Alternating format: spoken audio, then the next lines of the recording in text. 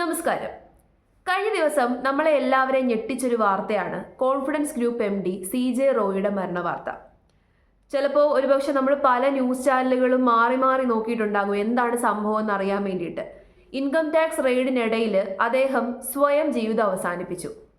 നമുക്ക് ഏറെ സുപരിചിതനായിട്ടുള്ളൊരു ബിസിനസ്സുകാരനാണ്. നമ്മൾ ഒരുപാട് TV ഷോകളിലൂടെയൊക്കെ അദ്ദേഹത്തെ കണ്ടിട്ടുണ്ട്. അദ്ദേഹത്തിൻ്റെ ഒരുപാട് ഇൻ്റർവ്യൂസ് പുറത്ത് വന്നിട്ടുണ്ട്.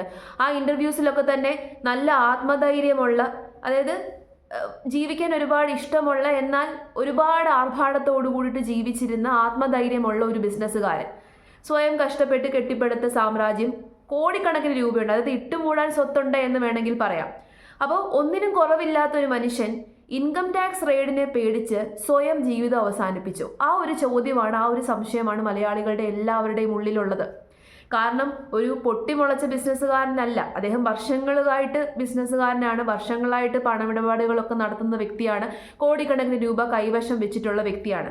അപ്പോൾ അതുകൊണ്ട് തന്നെ ഇൻകം ടാക്സ് റെയ്ഡ് എന്ന് പറയുന്നത് അദ്ദേഹത്തിന് പേടിയുള്ള ഒരു കാര്യമാണോ? അല്ല.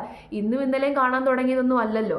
അപ്പോൾ പെട്ടെന്നൊരു ദിവസം ഇൻകം ടാക്സ് റെയ്ഡ് വന്നു എന്ന് വെച്ചിട്ട് അദ്ദേഹം പോയി ജീവിതം അവസാനിപ്പിക്കുമോ? അത് മാത്രമല്ല, ഇനിയും അദ്ദേഹം കള്ളത്തരം കാണിച്ചിട്ടുണ്ടെന്ന് തന്നെ വെക്കുക. അദ്ദേഹം കള്ളത്തരം കാണിച്ചിട്ടുണ്ട്. പക്ഷേ കള്ളത്തരം കാണിച്ചു എന്ന് വെച്ചിട്ട് ഇന്നത്തെ കാലഘട്ടത്തിൽ ഇതിനേക്കാളിലൊക്കെ ഒരുപാട് കള്ളത്തരം കാണിച്ച് ഒരുപാട് ക്രിമിനൽ സ്വഭാവമുള്ള ആൾക്കാർ സുഖമായിട്ട് ഊരിപ്പോയിരുന്നു.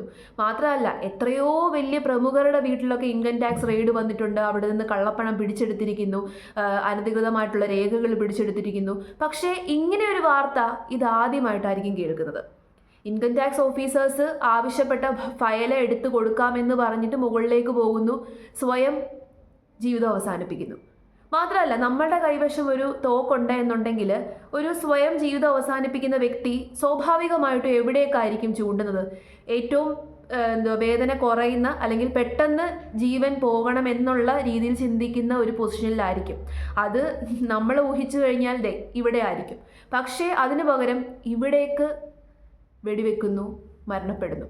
അതിലെന്തൊക്കെയോ ദുരൂഹതകളില്ലേ? അത് മാത്രമല്ല, CCTV ദൃശ്യവും ലഭ്യമല്ല.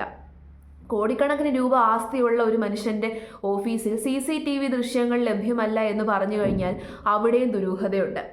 അപ്പോൾ ഈ ഒരു വിഷയം ശരിക്കും പറഞ്ഞു കഴിഞ്ഞാൽ നമ്മൾ വെറുതെ കണ്ണടച്ച് വിട്ടുകളയേണ്ട ഒരു വിഷയമായിട്ട് തോന്നുന്നില്ല. കാരണം ഇത്രയും വലിയ കാശുകാരനായിട്ടുള്ള ഒരു വ്യക്തിക്ക് ഇങ്ങനെ സംഭവിച്ചിട്ടുണ്ടെന്നുണ്ടെങ്കിൽ സാധാരണക്കാരായിട്ടുള്ള വ്യക്തികൾക്കൊക്കെ സുഖമായിട്ട് സംഭവിക്കാവുന്നതേ ഉള്ളൂ. മാത്രമല്ല, സ്വയം ജീവിതം അവസാനിപ്പിച്ചു എന്ന് പറയുന്നതിൽ ഒരുപാട് സംശയങ്ങളുണ്ട്. അങ്ങനെ സംശയങ്ങൾ നിലനിൽക്കുമ്പോൾ തീർച്ചയായിട്ടും നല്ല രീതിയിലുള്ള അന്വേഷണം ഇവിടെ ആവശ്യമാണ്. പിന്നെ ഇതുപോലുള്ള കാര്യങ്ങൾ നമ്മൾ നോക്കിക്കഴിഞ്ഞാൽ ഇന്നത്തെ കാലഘട്ടത്തിൽ എല്ലാവരും കണക്കാണ്. ഈ ബിസിനസ്സുകാരെന്ന് പറയുന്ന ആൾക്കാരൊക്കെ തന്നെ എന്തൊക്കെയാണ് പൂഴ്ത്തി വെച്ചേക്കുന്നത്, അവരുടെയൊക്കെ പിന്നാമ്പുറത്ത് എന്തൊക്കെയാണെന്നുള്ളത് നമുക്കറിയത്തില്ല. മാത്രമല്ല, ഇദ്ദേഹത്തിന് ഒരുപാട് ബിസിനസ് പാർട്ട്നേഴ്സ് ഉണ്ടായിരിക്കും. ഇദ്ദേഹം സ്വയമല്ലല്ലോ, ഇദ്ദേഹത്തിന് ഒരുപാട് ബിസിനസ് പാർട്ട്നേഴ്സ് ഉണ്ടായിരിക്കും. അവരെന്തെങ്കിലും കള്ളത്തരം കാണിച്ചിട്ടുണ്ടാകും. ചിലപ്പോൾ അത് ഇദ്ദേഹത്തിലൂടെ എക്സ്പോസ്ഡ് ആകുമെന്ന് വിചാരിച്ചിട്ട് ഇദ്ദേഹത്തെ വകവരുത്തിയതായിരിക്കാം. കാരണം ഇങ്ങനൊരു സംഭവം ഉണ്ടാകുമ്പോൾ ഇനിയിപ്പോൾ ഇൻകം ടാക്സ് റെയ്ഡൊക്കെ നിർത്തിവെക്കും. ഇനി കുറേ നാളത്തേന് ഇദ്ദേഹത്തിൻ്റെ ഈ ഒരു മരണവുമായിട്ട് ബന്ധപ്പെട്ടിട്ടുള്ള അന്വേഷണങ്ങളും അതുമായിട്ട് ബന്ധപ്പെട്ടിട്ടുള്ള വാർത്തകളും ഒക്കെ ആയിരിക്കും വരുന്നത്. അപ്പോൾ അതിൻ്റെ മറവിൽ പലതും ഒളിപ്പിക്കാൻ വേണ്ടിയിട്ട് ഇദ്ദേഹത്തെ മനഃപൂർവ്വം ഇദ്ദേഹത്തിൻ്റെ ഒപ്പം തന്നെയുള്ള ആരെങ്കിലും വകവരുത്തിയതാണോ എന്ന് പോലും പറയാൻ വേണ്ടി പറ്റത്തില്ല. സംശയിക്കേണ്ടിയിരിക്കുന്നു. ഇത്രയും ആത്മധൈര്യവും ആത്മവിശ്വാസവും ഒക്കെ ഉള്ളൊരു മനുഷ്യൻ സ്വയം തൻ്റെ ജീവിതം അവസാനിപ്പിക്കുമെന്ന് പറഞ്ഞു കഴിഞ്ഞാൽ അതെങ്ങനെ നമുക്ക് വിശ്വസിക്കാൻ വേണ്ടിയിട്ട് പറ്റും? അല്ലെന്നുണ്ടെങ്കിൽ അത്രയും വലിയ എന്തെങ്കിലുമൊക്കെ തെറ്റ് ചെയ്തിട്ടുണ്ടാകണം. അതായത് ആ തെറ്റ് പുറത്തു വന്നു കഴിഞ്ഞാൽ തൻ്റെ മാനവും അഭിമാനവും താൻ ഇത്രയും നാളും കെട്ടിപ്പടുത്തതൊക്കെ തകർന്നു പോകും എന്ന ആ ഒരു ലെവലിൽ ചിലപ്പോൾ ചില ആൾക്കാർ അങ്ങനെയൊക്കെ ചിന്തിക്കാം. നമുക്കറിയത്തില്ലല്ലോ, മനുഷ്യനല്ലേ, മനുഷ്യന്മാരുടെ ചിന്താഗതി ഏത് രീതിയിലാണ് പോകുന്നതെന്ന് അറിയത്തില്ല. പക്ഷേ ഇദ്ദേഹത്തിൻ്റെ സ്ഥാപനങ്ങളിൽ ഇതിനു മുമ്പും ഇൻകം ടാക്സ് റെയ്ഡുകൾ വന്നിട്ടുണ്ട്. ഇതിനു മുമ്പും ഇത്തരത്തിലുള്ള സാഹചര്യത്തിലൂടെ ഇദ്ദേഹം കടന്നു പോയിട്ടുള്ളതാണ്. ഞാൻ പറഞ്ഞല്ലോ, ഒരു ബിസിനസ്സുകാരെന്ന് പറയുമ്പോൾ ഇത്തരം സാഹചര്യങ്ങളിലൂടെ റിപ്പീറ്റഡ് ആയിട്ട് കടന്നു പോകുന്ന വ്യക്തികളാണ്. മാത്രമല്ല, ചിലപ്പോൾ നമ്മുടെ ബിസിനസ് തകരുന്ന സന്ദർഭങ്ങളുണ്ടാകാം, തകർച്ചയിൽ നിന്ന് ബിസിനസ്സിനെ പിന്നെയും പടുത്തുയർത്തുന്ന സന്ദർഭങ്ങളുണ്ടാകാം. അപ്പോൾ അത്തരം സന്ദർഭങ്ങളൊക്കെ തന്നെ ഫേസ് ചെയ്ത് അതിനെ നേരിട്ട് 57 വയസ്സ് വരെ ജീവിച്ച ഒരു വ്യക്തി ഇങ്ങനെ ഒരു കടുങ്കൈ കാണിക്കുമോ? മാത്രമല്ല, അവിടെ CCTV ദൃശ്യങ്ങളുമില്ല. ആകെ മൊത്തത്തിൽ ദുരൂഹതയാണ്.